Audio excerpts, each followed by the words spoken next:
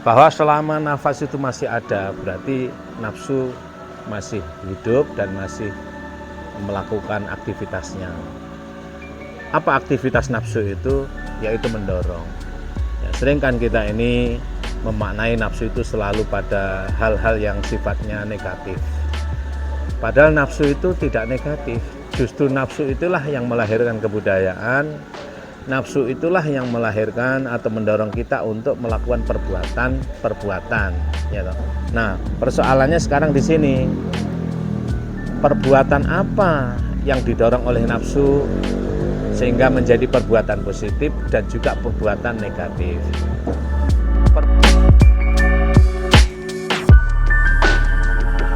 Assalamualaikum warahmatullahi wabarakatuh. Alhamdulillahi wa ba'da.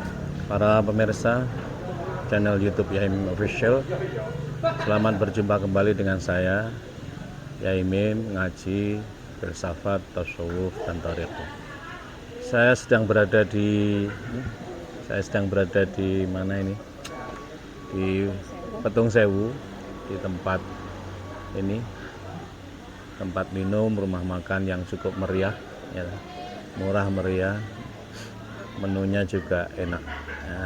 Setelah tadi pagi jalan-jalan sampai di hampir Kucur, jalan kaki di tengah sesawahan, kebun jeruk dan tanaman yang lain, ada tomat dan lain sebagainya. Bahkan kami dalam perjalanan dikasih tomat oleh para petani.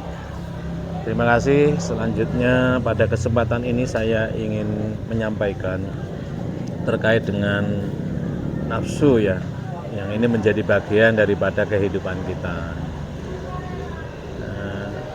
Saya ingin menjelaskan tentang sebenarnya atau eksistensi nafsu pada kehidupan kita.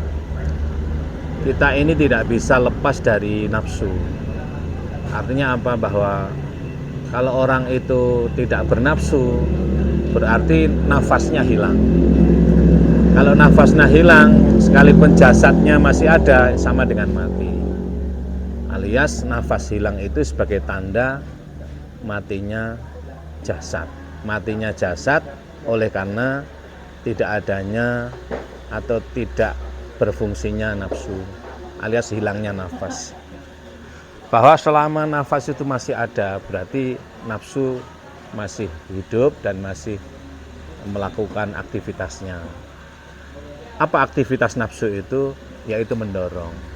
Ya, sering kan kita ini memaknai nafsu itu selalu pada hal-hal yang sifatnya negatif.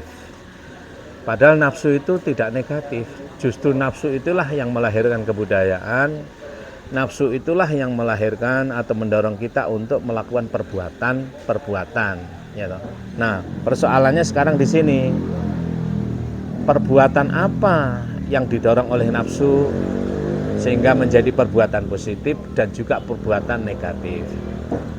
Perbuatan negatif artinya perbuatan oleh diri kita yang didorong oleh nafsu yang belum terpimpin, sehingga sebutannya nafsu ammaroh bisu, al-ammaroh bisu, nafsu atau dorongan yang melakukan atau memaksa diri kita, mendorong diri kita untuk melakukan perbuatan-perbuatan yang tidak baik, perbuatan-perbuatan yang negatif. Nah, ini jelek. Ini kalau dituruti oleh kita, diekspresikan, namanya an-nafsu al-lawwamah. Lawwamah secara bahasa artinya laimun, laim artinya mencela. Lawwamah sangat mencela. Kenapa dikatakan sangat mencela? Ya oleh karena ammaroh bisu, oleh dorongan ammaroh, dorongannya akan memaksa bisu pada kejelekan, sehingga melahirkan namanya lawwamah, mencela yang sangat. Nah, dua dorongan ini hendaknya disadari, dimakrifati oleh diri kita. Agar supaya apa? Agar supaya dorongan ini tidak terekspresi tanpa terpimpin. Maka Nabi mengatakan, man arafa nafsahu faqad arafa rabbahu. Kalau kamu menyadari nafsumu, ya toh, ammarah bisu, lawwamah, ini kamu sadari, lalu kamu pimpin, menjadi terpimpin, maka sama dengan kamu itu mengenal dan dekat dengan Tuhanmu. Bagaimana itu? Dorongannya tetap, keinginannya tetap, gitu. Ekspresinya tetap, tapi diarahkan kepada hal-hal yang baik. Sehingga an-nafsu al-ammarah bisu itu tidak menjadi lawama, tapi menjadi karena terpimpin, disadari. Apa dorongan nafsu kita itu? Ya keinginan untuk memperoleh harta benda, wanita, pangkat, keduniaan dan lain sebagainya. Nah itu apa tidak boleh? Boleh, tapi harus diarahkan, disadari eksistensinya, agar dorongan untuk memperoleh harta benda, jabatan, wanita itu diarahkan kepada hal-hal yang baik. Kalau ingin mendapatkan harta benda, jangan menghalalkan segala cara. Kalau ingin mendapatkan jabatan, jangan menyingkirkan siapapun, menfitnah siapapun. Semua diperoleh dengan cara-cara yang baik karena dipimpin. Sehingga nafsunya itu tetap, tapi tidak lagi ammarah bisu, tidak lagi lawamah, tapi menjadi mulhamah. Apa mulhamah itu? Sudah mendorong diri kita untuk melakukan kebaikan, yaitu tulhim sahibaha fi'lal khairati. Itu mengilhamkan atau mendorong pada diri kita. Kalau tadi itu mendorong tapi ammarah, tapi kalau ini mendorong tapi ilham, alhama yulhimu. Ini lebih halus itu. Halus, sopan dan sebagainya, namanya tulhim sahibaha fi'lal khairati, yaitu mengilhami, mendorong diri kita secara halus untuk melakukan berbagai kebaikan. Nah, berarti kalau secara halus itu tenang cara melakukannya.